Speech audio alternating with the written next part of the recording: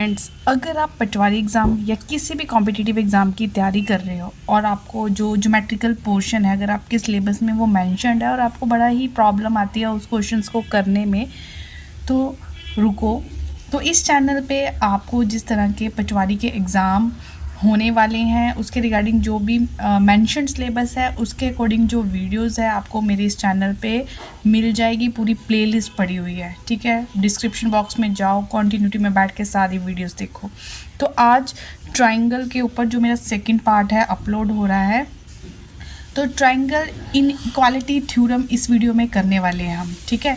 छोटी सी वीडियो होगी लेकिन कोई भी डाउट नहीं छोड़ने वाली। वीडियो को अंत तक देखो। स्टेटमेंट को एक्सप्लेन करूंगी कि ट्राइंगल इनइक्वालिटी थ्योरम की स्टेटमेंट क्या बोल रही है और किस तरह के क्वेश्चंस है इसके बेस जो है कॉम्पिटिटिव एग्ज़ाम में पूछे जाते हैं। ओपन कर लो कॉपीज़, नोट डाउन करना शुरू कर दें। ट्राइंगल इनइक्वालिटी थ्योरम एक सीधी सी बात बोल रही है। कहते ट्राइंगल तभी बनेगी, ठीक है, अगर आपको 3 साइड्स दे दें एग्ज़ाम में और बोले कि बताओ इन 3 साइड से ट्राइंगल बन सकती है या नहीं बन सकती, तो आपने इस ट्राइंगल इनइक्वालिटी थ्योरम की हेल्प लेनी है। तो ये थ्योरम बोलती है कि जब भी आपको कोई 3 साइड्स दे दे और कोई भी 2 साइड्स को अगर आप जोड़ते हो और 2 साइड्स का जो सम है वो जो तीसरी साइड है उससे ग्रेटर आता है, तो इट मीन्स वो ट्राइंगल आपकी बन सकती है। ट्राइंगल इनइक्वालिटी थ्योरम यही बोलती है। क्या बोल रही है स्टूडेंट कि जैसे मेरे पास कोई ट्राइंगल है, ठीक है, तो इसमें 3 साइड्स होती है। एक साइड मैंने ले लिया ए, एक ले लिया बी, एक ले ली साइड सी मैंने। अब ये ट्राइंगल तभी पॉसिबल होगी कि सम ऑफ एनी 2 साइड्स, ठीक है, ऑफ अ ट्राइंगल सम करोगे वो ग्रेटर होना चाहिए कोई भी तीसरी साइड से। अगर आप a प्लस बी को जोड़ो तो वो c से ग्रेटर आना चाहिए, चाहे आप b प्लस सी को जोड़ो तो वो greater than, strictly greater than, ठीक है, इक्वल नहीं आना चाहिए। b प्लस सी को जोड़ो तो वो a से ग्रेटर होना चाहिए। c कोई भी 2 साइड्स ये है ना जोड़ने पर वो तीसरी साइड से अगर ग्रेटर होती है तो ये स्टेटमेंट होती है हमारी ट्राइंगल इनइक्वालिटी थ्योरम की। तो स्टूडेंट माइंड में एक बात अच्छे से लॉक कर लो कि 3 साइड्स अगर कॉम्पिटिटिव एग्ज़ाम में दे दी जाए और आपसे पूछा जाए कि बताओ इन 3 साइड्स की हेल्प से A B C D option दे दी और बताओ इनमें से ट्राइंगल कौन सी 3 साइड्स बनाएगी, आपने क्या करना है कि सम ऑफ एनी 2 साइड्स जो ग्रेटर देन है वो थर्ड साइड से बड़ी होनी चाहिए। अगर वो सारी कंडीशंस को फुलफिल करता है इट मीन्स वो ट्राइंगल बनाएगा। अदरवाइज ये पॉइंट को अच्छे से नोट डाउन कर लें। अच्छे से क्या नोट डाउन करना है, अगर कोई भी 2 साइड्स को जोड़ने पर कोई भी 2 साइड्स आपने जोड़ी और वो तीसरी साइड्स के इक्वल हो जाए तो स्टूडेंट्स वो क्या होता है, देन इट, तो वो क्या करेगा, then it forms a straight line, तो वो स्ट्रेट लाइन बनाएगा, नॉट ट्राइंगल। कितनी इंपॉर्टेंट बात है। यही छोटी छोटी बातें होती है अगर हमने अच्छे से पढ़ी हो तो वो क्या करती है, हमें ऑप्शंस को डिलीट करने में बहुत हेल्प करती है स्टूडेंट्स, बहुत हेल्प, ठीक है।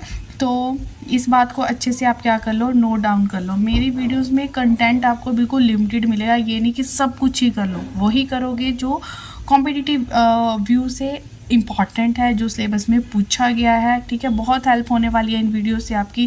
कंटिन्यूटी में सारी वीडियोस को आप देखो। आई थिंक जब तक पेपर का डेट होगी मेंशन तब तक मे बी हमारा सिलेबस कंप्लीट हो ही जाए, ठीक है स्टूडेंट।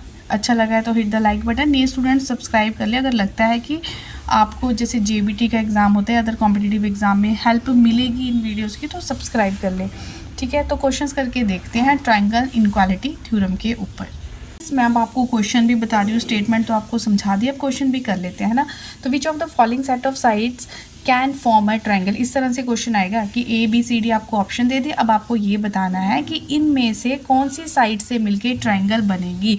तो इस तरह का क्वेश्चन किसकी हेल्प लेनी पड़ेगी आपको, ट्राइंगल इनइक्वालिटी थ्योरम की स्टेटमेंट की हेल्प लेनी पड़ेगी। स्टेटमेंट क्या बोलती है कि इन्हीं 2 साइड्स को जोड़ो और वो तीसरी साइड से बड़ी होनी चाहिए। देखो ऑप्शन कोई भी रैंडमली पिक कर लो। अगर मैं 3 + 4 को जोड़ती हूँ क्या वो थर्ड साइड से ग्रेटर आ रहा है, 4 + 3 तो 7 हो रहा है, यहाँ पे तो पहले ही कंडीशन फुलफिल नहीं हो रही, it means option A cancer, क्योंकि कोई भी 2 साइड्स को जोड़ के वो तीसरी साइड से बड़ा आना चाहिए, लेकिन ये तो 7 बन रहा है, छोटा बन रहा है। तो जैसे ये ऑप्शन देखो सी, 2+5 किया, 2+5 एनी टू साइड्स, कोई भी दो साइड्स को उठाओ, क्या वो थर्ड साइड से ग्रेटर आ रहा है स्टूडेंट्स? नहीं आ रहा है, क्योंकि 7 इज़ नॉट ग्रेटर देन 8 है ना।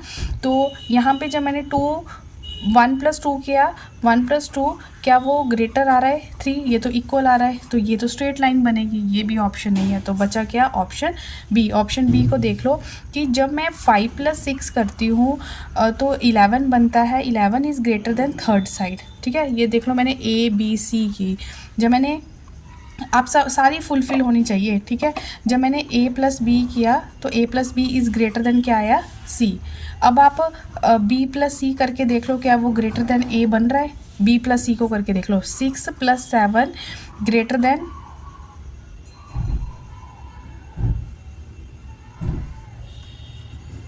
6+7 ग्रेटर देन 5 बन रहा है। हाँ जी बन रहा है, बिल्कुल बन रहा है। b+c भी हो रहा है। c+a को करके देखो, क्या वो b से ग्रेटर आ रहा है? 7+5 इज़ ग्रेटर देन b मतलब 6। हाँ जी हो रहा है। तो सारी कंडीशंस फुलफ़िल हो रही है, जहाँ पे सारी कंडीशंस फुलफ़िल हो तो वही ट्राइंगल बनाएगी। आई थिंक आप बेस समझ गए हो। देखो हमें क्या समझना होता है, जस्ट बेसिक समझना होता है। अब जितने मर्जी मेरे से कोई क्वेश्चंस पूछ ले कि इनमें से ट्राइंगल कौन सी बन रही है, तो मैं बता दूंगी किसकी हेल्प से? ट्राइंगल इनइक्वालिटी थ्योरम की हेल्प से। ठीक है, तो आई होप आपको अच्छे से क्लियर हो गया होगा। मुझे कैसे पता चलेगा? अगर आप मेरी इस वीडियो को लाइक करते हो और यार उनके साथ आप शेयर करो ना, जो कॉम्पिटिटिव की तैयारी कर रहे हैं उनको बता दो कि इस तरह से रिमी मैथ्स करके भी चैनल है, जहाँ पे मैथ्स को बड़े ही ईजी वे से समझाया जाता है ना। तो उनके साथ भी आप मेरी इस वीडियो का लिंक क्या है स्टूडेंट शेयर कर सकते हो।